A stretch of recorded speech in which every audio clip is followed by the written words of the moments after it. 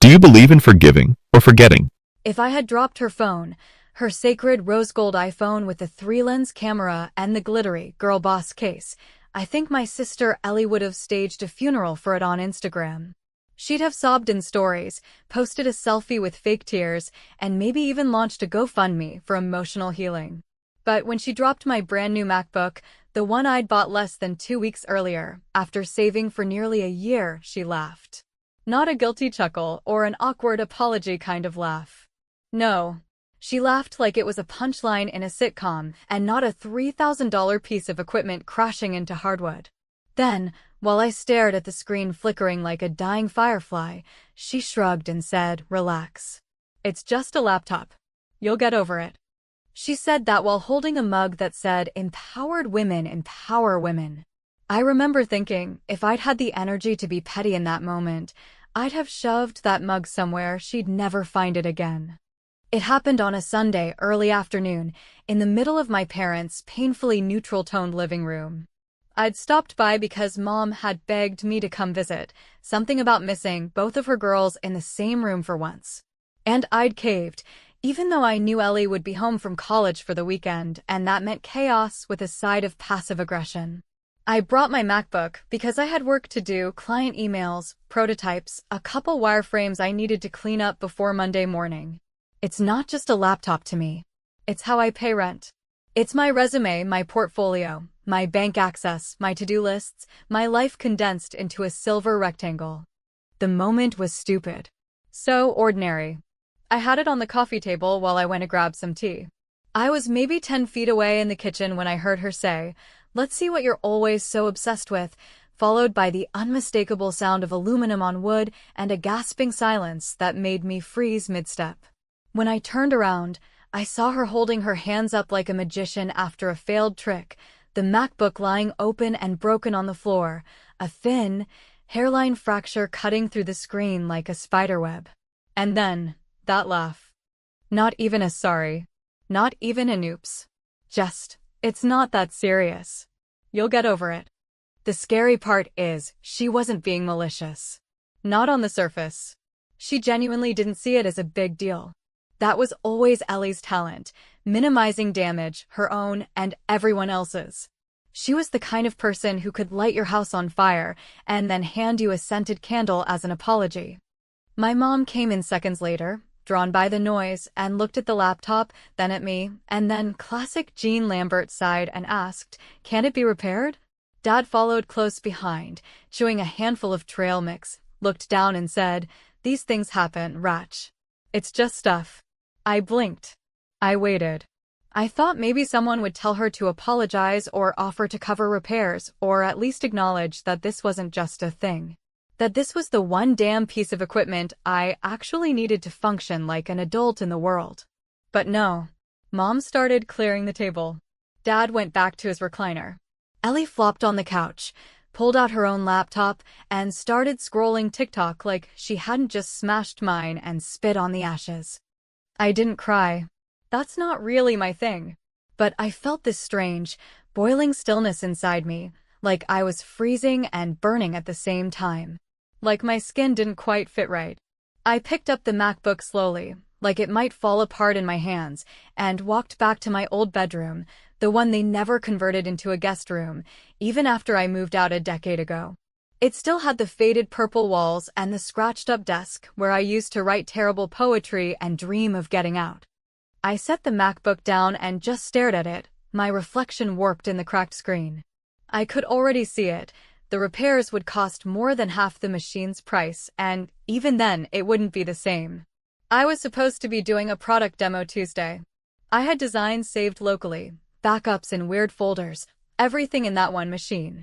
My phone pinged with a meme Ellie had sent to our family group chat, something stupid about being the favorite child.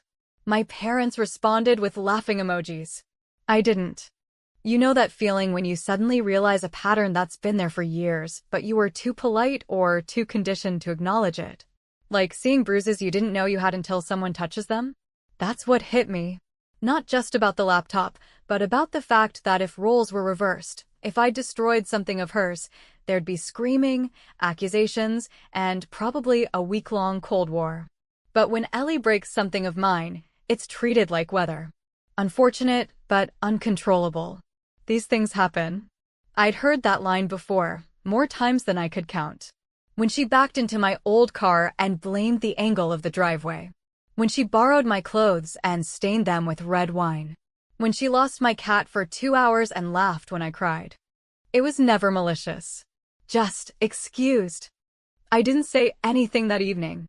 I stayed quiet through dinner while Ellie told some story about her professor misgendering her friend, and Mom clapped like she was watching a TED Talk. I nodded, chewed, and swallowed the lump in my throat. The bill for the repair sat heavy in my mind. Over $3,000. More than my rent. More than I had in my emergency fund. The laptop was a leap, an investment I'd made in myself. And it had been shattered in seconds by someone who saw it as a toy. But something shifted in me that night. Not rage.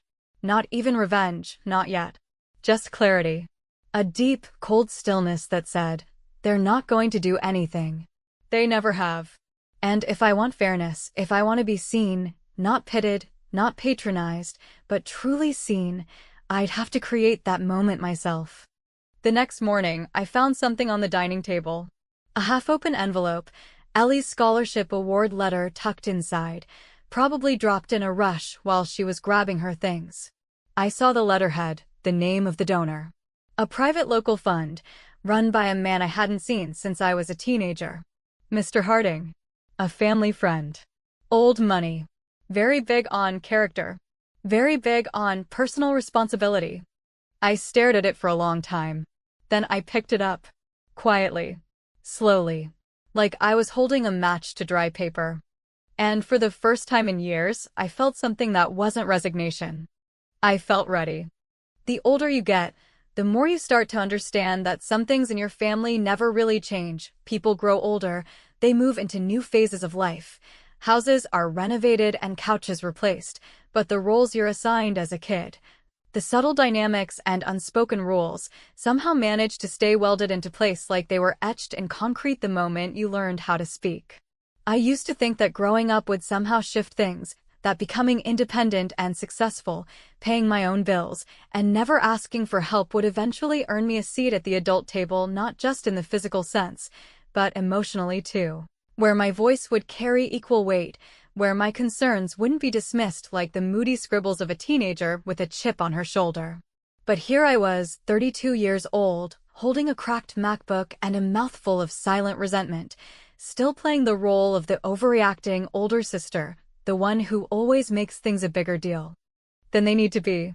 The night after the MacBook incident, I lay in that same twin bed I'd slept in during middle school, surrounded by posters I never bothered to take down and yearbooks stuffed into the closet like little time bombs of nostalgia I had no interest in revisiting. And I thought about how many times I'd swallowed things over the years. Not just insults or dismissals, but real, tangible losses, moments where I had needed backup, where I had needed someone to step in and say, that wasn't okay, and instead, I got a shrug or a look or, worst of all, silence. I remembered being 16 and coming home from a part-time shift at the bookstore, finding that Ellie had taken my only nice coat, the one I'd bought with 2 weeks of pay, to wear to a friend's party. And it came back the next day smelling like cigarette smoke and covered in some sticky stain she couldn't identify. I remember her laughing about it, like it was a joke, and Mom saying, well, maybe don't leave things where she can grab them. I remember how I missed my senior prom because Ellie had a stomach bug that day and Mom begged me to stay home, just in case, even though we weren't sharing a room and I wasn't even sick. I stayed, wore my dress in the living room, took a few pictures in front of the fireplace, and cried in the bathroom while my classmates danced under disco lights in the school gym. No one ever apologized. No one thought that I'd remember that moment 20 years later as something quietly devastating. That Sunday night, lying under that faded pink comforter, I pulled out my phone and opened the email app, then slowly and methodically drafted a message. It wasn't dramatic. It wasn't spiteful. It was measured, polite, the way I'd learned to be in professional settings, because expressing anger too directly, especially as a woman, gets you labeled difficult or hysterical. The recipient was me for now. Just a draft. Just a beginning. I attached the repair estimate for the MacBook, which clocked in at a little over $3,000, and added a brief description of what had happened. Then, after a moment's hesitation, I copied the screenshot I'd taken earlier, the text Ellie sent in the family group chat, the one where she wrote, "El meo guess I'm the favorite for real," under a meme of a crying sibling being ignored. I didn't send it. Not yet. But I saved the draft. The next morning, I got up early, unable to sleep, and sat in the kitchen drinking bad coffee while the rest of the house was quiet. I stared at the MacBook, still lying on the counter like a dead bird someone had hit with their car, and didn't know what to do with. I opened my banking app, knowing what I'd see. Just under $700 in checking, a little over $400 in savings, and a credit card balance I hadn't paid down since last quarter. I'd taken a risk buying the new MacBook, but I'd needed it for work. My old one was running slow, glitchy, barely hanging on, and in my line of freelance design, equipment wasn't a luxury, it was survival. I texted the repair estimate to the family group chat, writing, "Here's the repair bill. I'll need this covered." No one responded for almost 4 hours. Finally, Mom replied, "We'll talk about this later," which roughly translates, in our family code, to "We're hoping you forget." Ellie didn't say anything. Dad never replied. And that, somehow, felt worse than a fight. Because it wasn't just negligence, it was a quiet erasure, a practiced ignoring of what they didn't want to deal with, a method of conflict avoidance they'd all mastered long before I ever left that house. Later that afternoon, after everyone had left for their errands or activities or distractions, I found the envelope on the kitchen counter. I hadn't gone looking for it, not really. It was just there, as if the universe had grown tired of being subtle. Ellie's scholarship letter, with the name of the donor written at the top in bold serif type, Harding Family Educational Trust, administered personally by Mr. Jonathan Harding, a man I vaguely remembered from childhood barbecues and charity dinners. Always in khakis and always shaking someone's hand, a man with strong opinions about accountability and civic duty, the kind of person who used phrases like "integrity matters" without irony. I turned the paper over, examining the fine print. The scholarship was renewable yearly, contingent upon continued academic excellence and strong moral character. It was a full ride.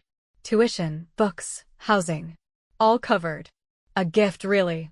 One that Ellie had received not just because of her grades, but because of a glowing letter of recommendation from Dad's old golf buddy. That's how it works sometimes. Favoritism isn't just in how people treat you, but in who they open doors for without making you ask. I stood in the kitchen for what felt like forever, holding that piece of paper, rereading it, and wondering how different my own life might have been if someone had ever vouched for me like that. If someone had handed me 4 years of peace of mind instead of lectures about figuring it out and not expecting handouts. And that's when it clicked, not like a light bulb flicking on, but more like a lock sliding into place.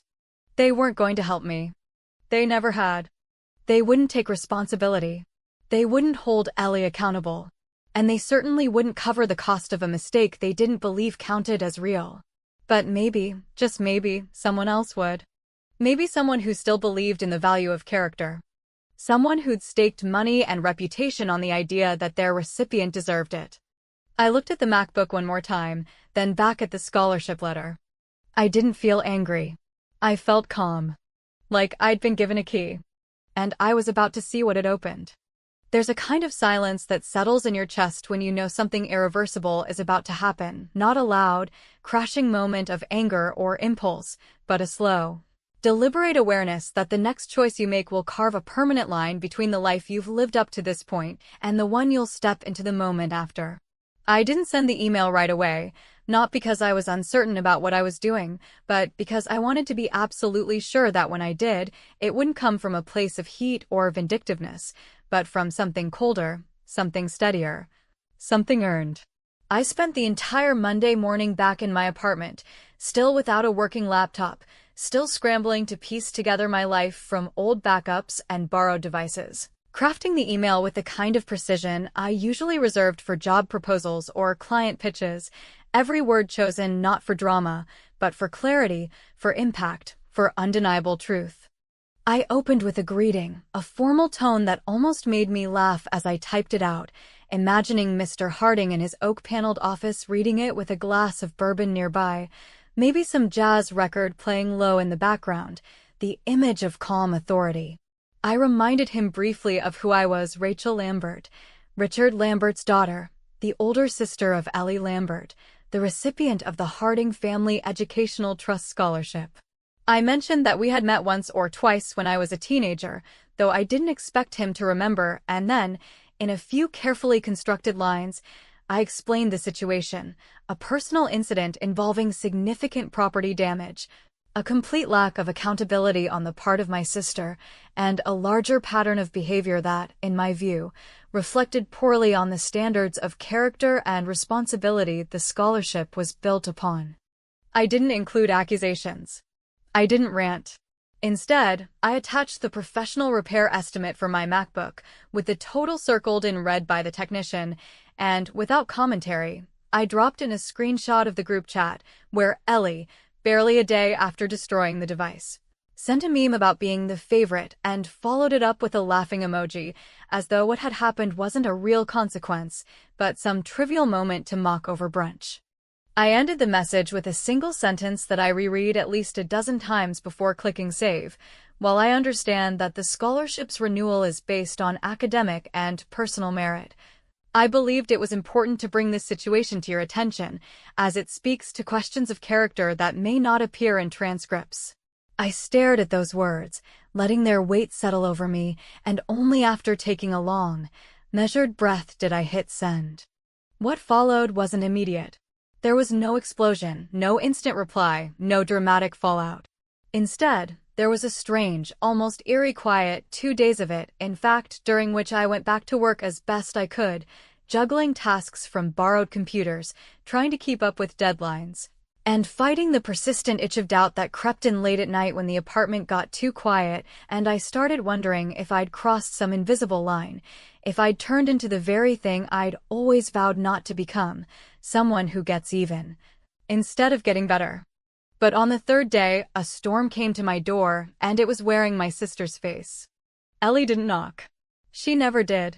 She walked in like she still lived there, like the key I'd given her during her freshman year of college still came with unlimited access to my space, my time, my patience. Her eyes were wide with fury, her mouth already moving before the door even shut behind her. "What the hell did you do, Rachel?" I was at the kitchen counter, halfway through a reheated coffee, when she slammed her phone down between us like it was proof of a murder and not just a few unread emails. She was shaking, whether from anger or panic, I couldn't tell, but I didn't flinch. I didn't speak. I just looked at her, and when she repeated herself, louder this time, I set my mug down slowly and said, without blinking, I forwarded a bill. She scoffed, hands thrown up like I'd said something ludicrous. "A bill? Are you kidding me?" He froze my scholarship. "Rachel, do you have any idea what that means? Do you even care?" I didn't answer right away, because I did care. I cared deeply. Just not in the way she expected. I cared that for the first time in her life, someone who wasn't me or our parents was telling her that actions had consequences, that careless behavior had real-world costs.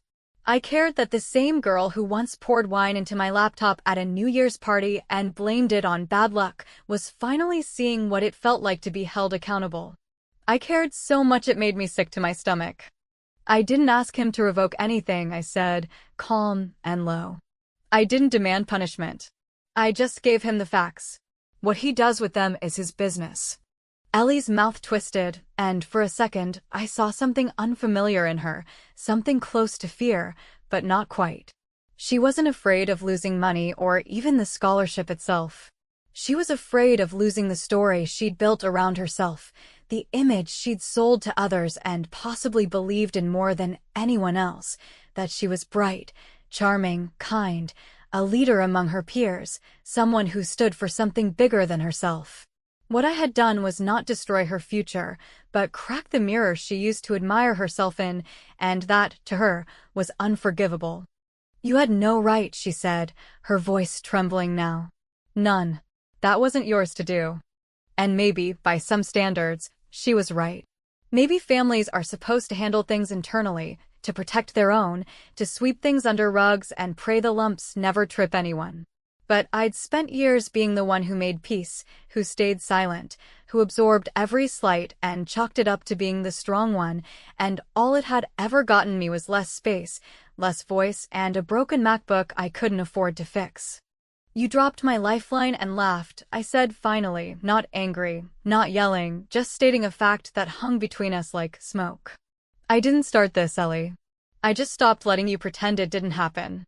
She didn't reply.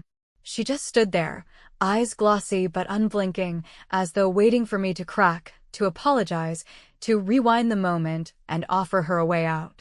But I didn't. I couldn't. Because in that moment, something shifted. For the first time in our lives, I wasn't the one keeping the peace. And she didn't know how to live in that world. It didn't take long for the situation to spiral into something far larger than I had anticipated, and even though I had prepared myself for the storm, had braced for the judgment and the disappointment I knew would come, not from strangers, but from the two people who were supposed to know me best, I still wasn't ready for the way my parents reacted when the truth finally surfaced and the narrative shifted from a broken laptop to a fractured family dynamic that none of us had ever dared to confront in the light. It was a Wednesday evening, cold and gray, with the kind of wind that made the house creak like it was trying to say something no one wanted to hear, when I got the message. A simple text from my mother that read, "We need to talk. Please come to the house tonight." No hi. No pleasantries. No punctuation either. Just the ominous summons that felt less like a request and more like a court order, the kind of thing you don't ignore unless you're prepared to burn every bridge that ever brought you home. And so, against my better judgment, I drove back to 52 Cedar Lane, a place I had come to associate not with safety or comfort, but with an unspoken hierarchy that always left me second. I parked in the same cracked driveway I had pulled into for years, stared at the same porch light flickering above the door, and stepped into the same house that had raised me and yet never quite held me. The living room was set like a stage, everything in place for the performance to begin. The beige sofa my parents had owned since I was in high school, the framed family photo over the fireplace where we all looked forced and far too close, the coffee table that bore the faint watermarks of 1,000 quiet Sunday mornings. My father was seated in his usual recliner, arms crossed in a way that tried to look relaxed, but screamed discomfort, while my mother paced near the mantel, clutching a throw pillow like it might ground her to the floor. Ellie was already there, of course, perched at the edge of the couch with her arms wrapped tightly around herself, her posture that of someone preparing to be scolded, but determined to deflect whatever blame came her way. No one said anything for a full minute, the silence growing heavier with each passing second until finally my mother cleared her throat, looked at me with tired eyes, and said, "Rachel, we need to understand why you did what you did." And just like that, the focus shifted not to Ellie, not to her actions, not to the broken MacBook or the dismissive attitude or the years of taking without consequence, but to me, to my choice to draw a line and refuse to let it be erased. My father leaned forward, his voice low and measured, the way it always was when he didn't want to seem like he was choosing sides, but already had. "You blindsided us," he said. "Whatever happened between you and your sister should have stayed in this family. You don't just go around sending emails that can ruin someone's future." I laughed. Not out loud, not the kind that escapes your mouth, but the kind that twists inside your chest like a bitter knot, because there it was the core of it all, the belief that reputation mattered more than reality, that what Ellie had done wasn't the problem. But the fact that I had dared to expose it outside the confines of our living room, outside the protective shell of family loyalty.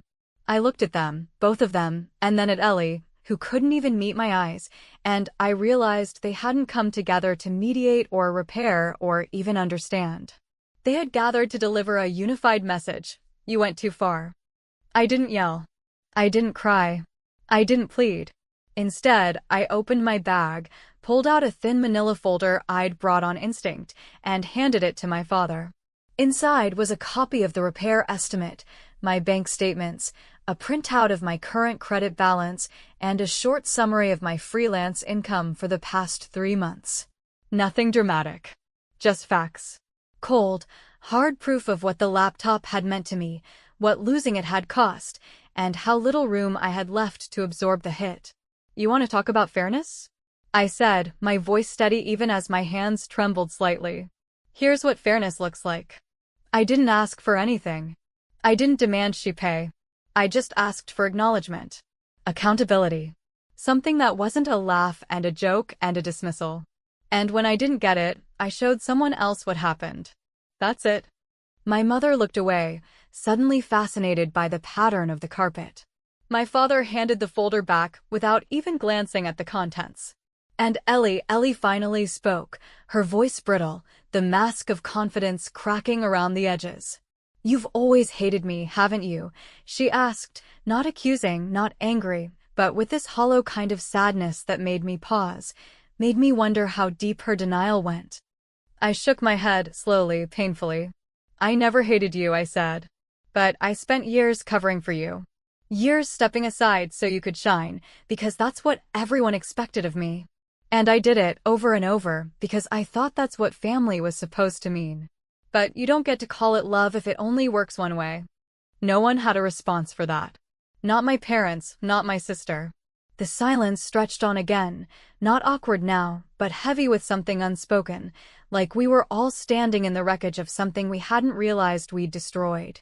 I picked up my bag, turned to leave, and paused only once at the door, looking back at the room where I had spent so many years trying to be seen.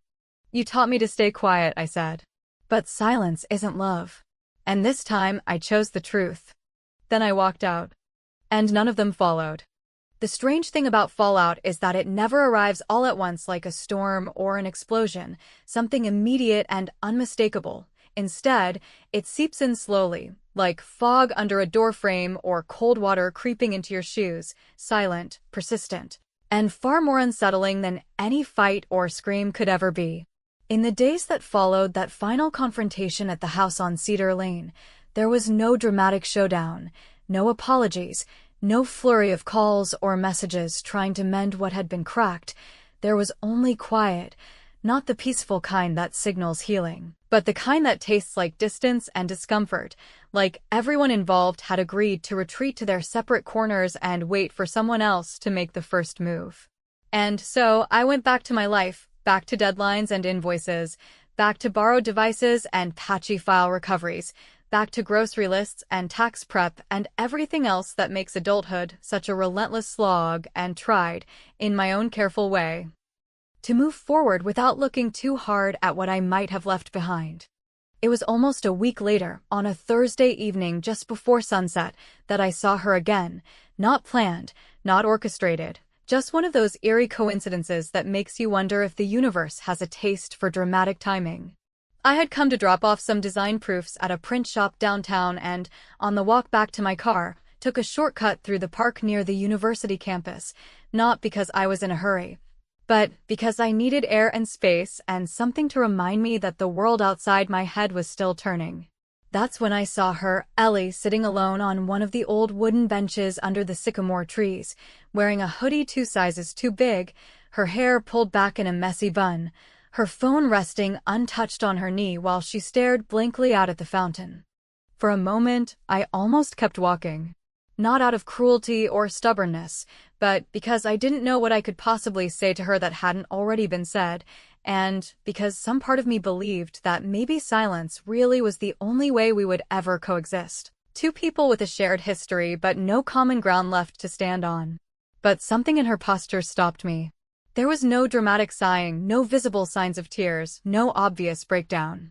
Just stillness, the kind that doesn't ask for attention, but speaks volumes if you know what to listen for. So I approached slowly, my step soft against the path, and sat down at the far edge of the bench without saying a word, not looking directly at her, just staring out in the same direction and letting the moment breathe. We sat like that for what must have been 10 minutes, maybe longer, the sun dipping lower behind the trees, casting everything in that golden haze that makes even pain look cinematic. Finally, without turning her head, Ellie spoke, her voice low and flat like it had been scraped clean of all the usual charm. They told me he's putting the scholarship on hold for review. Said it's not final, just under assessment. Her words drifted between us like ash, and I didn't interrupt. He said it wasn't about the money, she continued, almost to herself. He said it was about trust. About character. She let out a breath, not quite a sigh. I've never been told I disappointed someone like that before. I nodded, slow and deliberate, and replied, "That's because no one ever expected you to." She turned to look at me then, and I wasn't ready for it, not really. Her face wasn't angry or defensive or smug the way it had been in the past, but drawn and tired, as if something inside her had finally run out of excuses. There was a softness in her expression I hadn't seen since we were kids, back when we used to build pillow forts and share candy, and before we learned how to hurt each other with precision. "You broke me, Rachel," she said, and the words hung there, raw and unguarded. "And no one's ever done that before." I looked at her, really looked, and for the first time in a long while, I wasn't seeing my sister through the lens of resentment or rivalry or exhausted tolerance. I saw her as a person, a flawed, fragile, selfish, struggling person who had finally been forced to reckon with something deeper than inconvenience. And I felt something stir in me that I hadn't expected, not vindication, not victory, not even satisfaction. Just sorrow. "I didn't want to break you," I said quietly. "I wanted you to feel what it's like to be treated the way I've been treated your whole life. Not because I wanted revenge. Because I needed you to understand."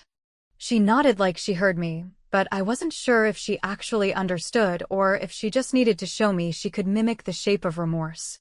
We sat there a while longer, watching the fountain spill water in gentle arcs, the sound filling the space between us like a lullaby for things we couldn't fix. Eventually, she stood up, brushing her hands against her jeans, and pulled out her phone. She hesitated, tapped a few times, then glanced at me with something unreadable in her eyes. "You'll probably think this is stupid," she said, forcing a thin, humorless smile, "but I sent you something. Just now." When she walked away, I didn't rush to check it. I sat a little longer, let the wind stir the leaves, let the light fade, and only when I finally got to my car and settled into the driver's seat did I pull out my phone. A notification was waiting, Venmo, from Ellie. The amount was small, not even close to half of the repair bill. But it was accompanied by a message that simply read, "For the crack I laughed at." And I stared at it, not because it was funny or touching or even meaningful in the way I think she hoped it would be, but because it felt like a question instead of an answer, like a half step toward something neither of us could define. I didn't accept the money. Not yet. Because I wasn't sure if it was an apology or just another way to make herself feel better without doing the real work. And as I sat there, phone still glowing in my hand, I realized something I hadn't been willing to admit before, that there might never be a clean ending to this. No neat resolution where everyone learns a lesson and walks away changed. Some stories don't end. They just quiet down. But that look on her face, it stayed with me. Not because it said everything, but because, for once, it said something she couldn't take back. And maybe, for now, that was enough. Or maybe it never would be.